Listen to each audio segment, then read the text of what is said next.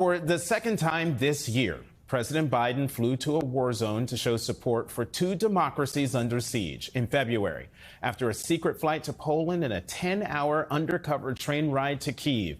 Biden stood side by side with Ukrainian President Volodymyr Zelensky, whose battle against Putin's Russian invasion has awed the world. This week, President Biden flew to Tel Aviv, where he embraced Israeli Prime Minister Benjamin Netanyahu and met with grieving families of the victims of the October 7th Hamas terrorist attacks. In a speech from the Oval Office, where he said, quote, "We're facing an inflection point in history where, quote, Hamas and Putin want to completely annihilate a neighboring democracy," President Biden also said this. American leadership is what holds the world together. American alliances are what keep us, America, safe. American values are what make us a partner that other nations want to work with. To put all that at risk, if we walk away from Ukraine, if we turn our backs on Israel, it's just not worth it. Joining me now for a bigger conversation on what's at stake, Kevin Barron, editorial director of Politico Live.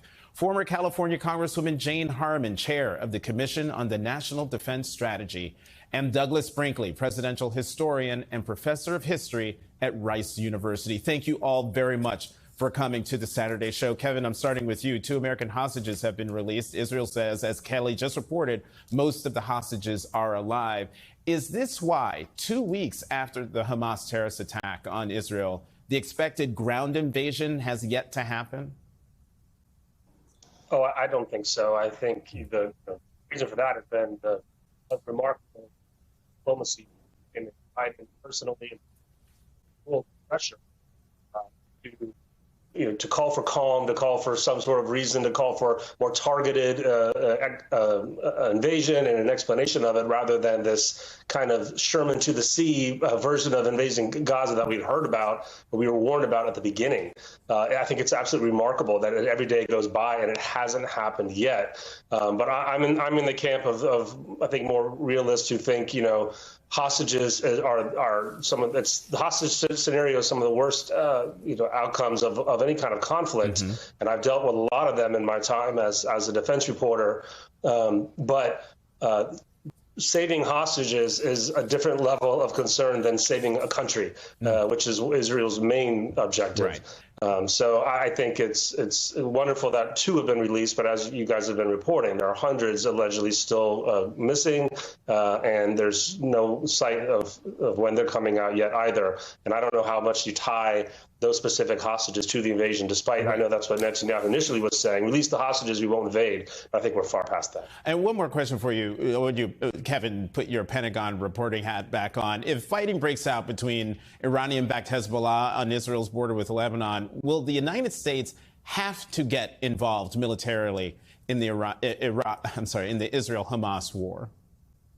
No, the United States doesn't have to do anything. And I see Jane shaking her head also as I answer. I'm coming to her on that next. They don't have to, and they'd be wise to keep U.S. involvement as limited as possible. Of course, behind the scenes, the U.S. has, U.S. intelligence and military relations with Israel closer than with any country on earth. Maybe, near, I'll give you Great Britain. But we've already heard, several public statements and stories from inside the rooms in these negotiations by all the great reporters who have been making these trips as well, saying how the U.S. is really trying hard to prevent that from happening. Even Hezbollah, it seems, is not willing to risk, launching anything that's going to result in, a more disaster for them than they're bargaining for. Right. So, Jane, you were reacting to that question. Would love your thoughts on that question I just asked Kevin. Well, let's remember when President Biden was in Israel the first time, he invoked the fact that America had made a number of mistakes after 9/11, which in some ways was a similar kind of attack, a surprise, a failure of imagination, a failure of intelligence, et cetera, et cetera. I think we're all a little mindful of our mistakes, but let me start on the positive side. You mentioned Biden's second trip this week, the round trip, and followed by an amazingly good address to the nation. It was pitch perfect. Everyone is saying he's so old, oh my goodness. Did anyone watch that speech and his vigor and his facial expressions and the content and invoking leadership, alliances, and values at the end? I can't imagine a president of the United States, certainly on my watch, which is several hundred years by now,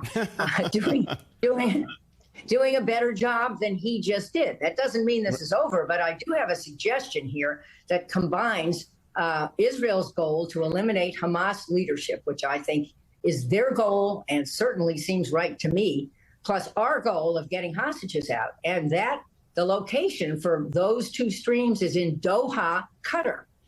The head of Hamas, a guy named Haniya, lives in Qatar and has for years, doesn't live in the slums of Gaza. He lives in comfort in Doha. And the Qataris were very helpful in getting those two women out. Plus, we have pretty strong relations with them. The air base we use, Al Udeid, to coordinate activity in the Middle East is there, paid for by them.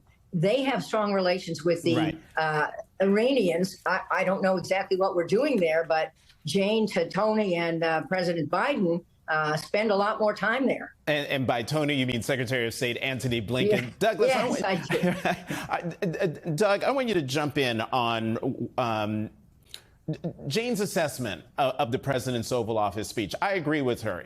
I think it was pitch perfect, and it's exactly what the world looks to when it comes to American leadership. But you are the historian here. Put the president's Oval Office speech into a wider context. I thought it was a remarkable speech, and I think Joe Biden is really beginning to reset himself right now. His ability to, he's been famously talking about a soul of America. This was sort of a soul of democracy. That's what we're fighting for. We're fighting for democracy in the Ukraine. We're fighting for it in, to protect Taiwan, and we're fighting in Israel. He put real money figures on it to boot it to Congress.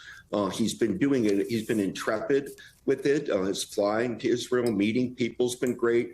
Most impressively of all, Tony Blinken. I look at him as a different Secretary of State now. I really see why he is Secretary of State. He'd been sort of in the shadows for a while. What does this suggest? It's that Biden was a long time at the Senate Foreign Relations. He knows about this Palestinian question or two-state solution. He understands how dangerous the crisis is. I would ask Biden to do a couple more things. Get more humanitarian aid in there quickly. Act like Harry Truman did during the Berlin blockade of 1948, when we were just dropping food supplies. It's ridiculous that we're getting water that might serve us 20,000 people for a day. They need fresh water in Gaza. The United States has to find a way to provide that humanitarian aid. If Biden can do that and more of these hostages get released through negotiations, and he can have seemingly, at least so far, convinced the Israeli defense minister, who's a hawk, who's wanting to bomb Hezbollah, if he can kind of calm the waters just down a little bit in Israel as they pull through this tragedy, this is a moment of incredible importance for his presidency, because we see why Joe Biden's a leader. And it's not going to bring in some people that don't like Biden. I get all that in the political realm. But I think we watched a really first-class president at work this past week. Right. We have seen American leadership exerted on the world stage exactly at the time when the world is wondering if the United States is still, as the president said, the indispensable nation. We're going to keep this conversation going after a quick break. Stay with us.